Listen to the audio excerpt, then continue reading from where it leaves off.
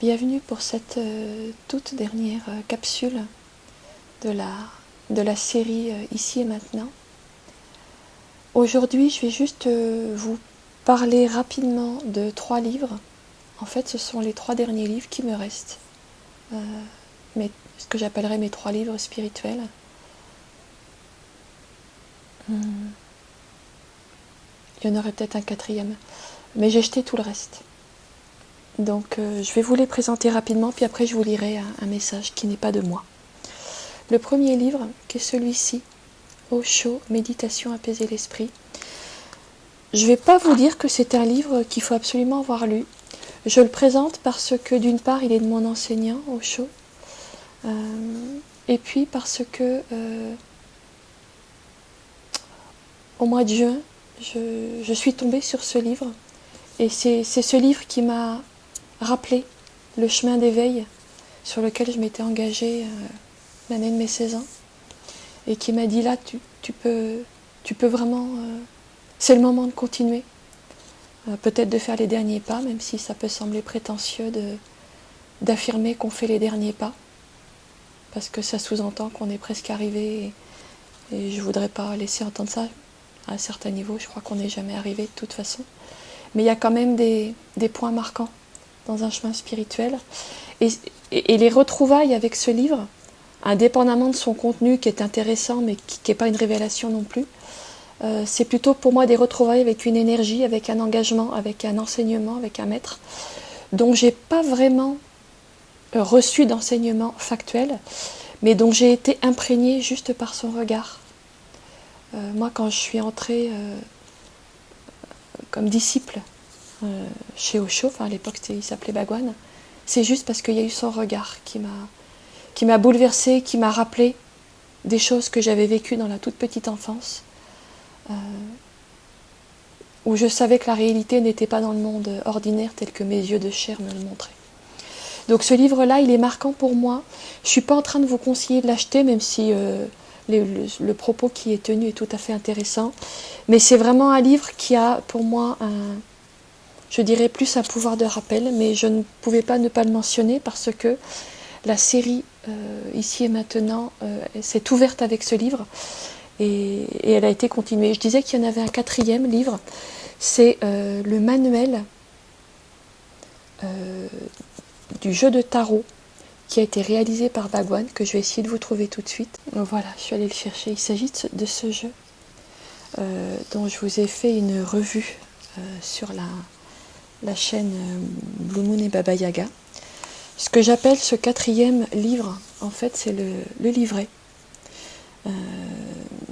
dont je ne dirai jamais assez de bien. Pour moi, ce livret, il contient pratiquement tous les enseignements spirituels dont vous avez besoin.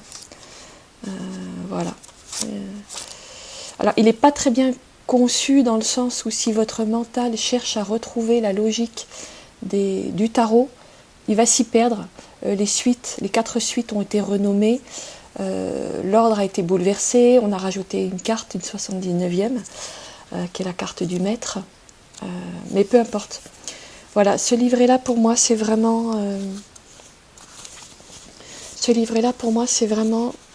je dirais, le manuel spirituel qui vous suffit, en tout cas qui permet de faire un énorme travail. Voilà, ce jeu-là. Fin de la parenthèse. Ensuite, j'avais envie de vous présenter un autre livre qui pour moi résume presque tout, c'est celui-ci. Il s'appelle Vivante de Séverine Millet. Ne vous laissez pas décourager par la couverture qui est un peu tristounette. Ce livre, c'est un bijou. Je pense que tout ce qu'elle dit est d'une profondeur extraordinaire, mais exprimé de manière extrêmement simple, fluide, légère, douce. Et je trouve ce livre est particulièrement intéressant parce qu'elle parle du travail de conscience.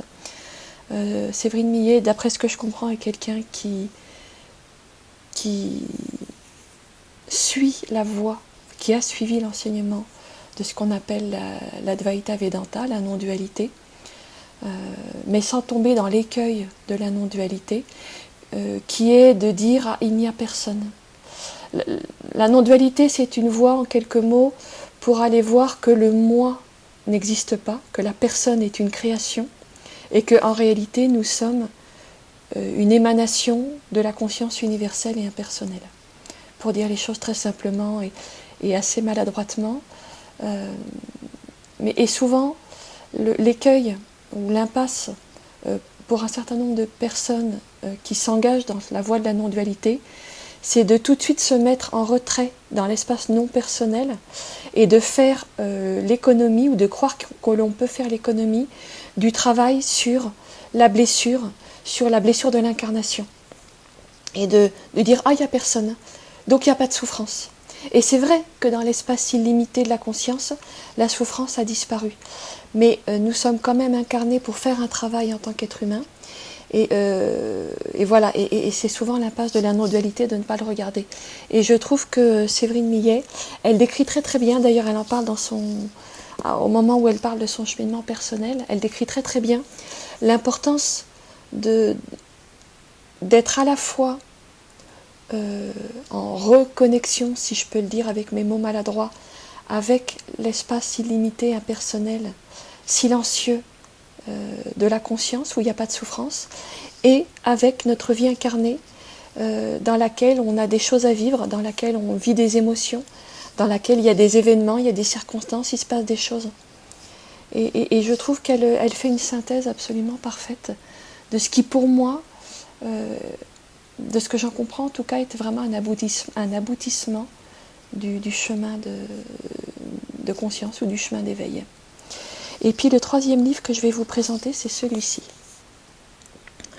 L'amour qui nous guide, aux éditions La Parole Vivante. Ce sont des messages qui ont été canalisés. Ils ont été canalisés par Soline. Et ces messages-là, ils ont vraiment une puissance de décapage extraordinaire. Ce livre-là, il ne peut pas être lu avec le mental, parce que beaucoup de choses qui y sont dites viennent court-circuiter le mental. Je vais essayer de prendre un ou deux exemples. Il y a des choses qui sont dites qui nous bousculent beaucoup dans nos certitudes. Des choses qui viennent nous heurter. Et c'est pas du tout pour le plaisir de heurter que c'est dit comme ça. C'est parce que quelquefois il faut un petit peu bousculer les certitudes pour faire voler en éclats une construction, un truc bien rodé mais qui en fait est une illusion, pour laisser entrer la lumière. Souvent nous nous sommes construits sur des certitudes, des évidences, des choses qui n'ont pas été remises en question.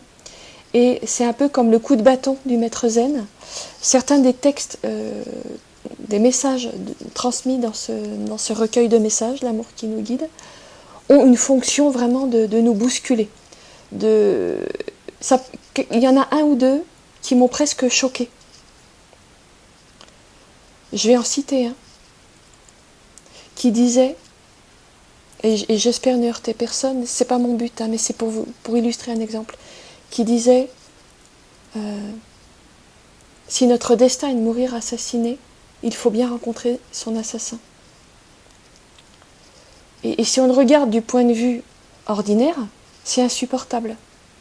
Mais si on le regarde juste comme un petit coup de bâton du maître zen, ça crée un renversement total des perspectives. Une autre façon dont ce livre vient prendre le mental à rebours, c'est que certains messages semblent en contradiction absolue avec d'autres messages. Et si vous n'avez pas envie de recevoir l'enseignement, automatiquement vous allez vous saisir de cette apparente contradiction, de cette contradiction sur le plan mental, pour dire « Ah, mais cet enseignement-là, ça ne tient pas la route, ça se contredit ». Et c'est un peu comme un filtre qui est mis pour vous obliger à vous débarrasser du mental qui a des jugements, des critères de ce que c'est qu'un bon enseignement, et qu'un bon enseignement doit être cohérent, A plus B, tatati tatata, bien rationnel. Ce filtre-là, de l'incohérence apparente, je pense qu'il a pour fonction de vous dire, à mesure que vous lisez les messages, lâche ton mental qui te demande, qui réclame, qui exige de la cohérence pour accepter de s'abandonner à une parole qu'il dépasse. Quelquefois, il faut s'abandonner à des choses qui nous dépassent et c'est extrêmement difficile. Moi qui vous en parle, je peux témoigner que 9 fois sur 10, je ne m'abandonne pas. Donc je suis très loin, moi, de l'abandon à l'intelligence de la vie. Je suis très loin de l'abandon à l'enseignement. Mais je sais que c'est quand même la voie. Voilà. Donc ce que je vais faire, c'est que je vais terminer en vous lisant un message de ce guide, parce que c'est un message qui s'appelle « Le rituel de la guérison ». Ce message surprenant est destiné à être lu à haute voix, mais pas à voix forte, afin de rétablir l'ordre à tous les niveaux, et cela dans les moments difficiles comme à tout autre moment. Il a été également précisé, au moment de la transmission, que cette lecture contribuerait à la guérison du monde, en particulier si le nombre des lectures grandissait. Voilà, donc il y en a deux pages et demie que je vais vous lire. Et puis je terminerai la vidéo sur ces dernières paroles. Le rituel de la guérison. Je retire ce que j'ai dit. Je ne suis pas sûre de ce que j'ai dit. Je me confonds. J'ai peur de m'être trompée. Je me suis trompée. J'ai mal écrit, mal parlé, mal compris, mal entendu. Le poids du corps, le poids du rêve, le poids de l'ombre, des ténèbres et du monde. Sans poids, sans mesure, légèreté, absence. Poids et mesure, lourdeur, présence. Je répète les mots, je redis les paroles, je reviens en arrière, au début. Lourdeur, légèreté, absence, présence. Ce sont les cellules qui travaillent à tous les niveaux, toutes les strates. Elles réorganisent seules, retrouvent la cohérence dans un système autoréférent. J'ai compris, j'ai vu, j'ai parlé, j'ai entendu. Depuis l'espace de la peur, je reviens, je reconnais, je retrouve. Depuis l'espace du doute, je me remets dans la place, je me retrouve dans le rang. Les portes recommencent à battre. Je tends la main. J'attrape un seau d'ombre. Je suis blanc. À nouveau, une réorganisation. Les neurones, les cellules ensemble. Réorganisation autonome, autoréférente, autosuffisante. Je suis. Je comprends. Je recommence à parler. La pluie glisse sur mon corps. L'ombre glisse sur mon âme. Rien n'est serré. Les poings ouverts, pieds nus. Le corps sans tension, aucune crispation. La vague passe et repasse, comme le peigne d'un métier à tisser.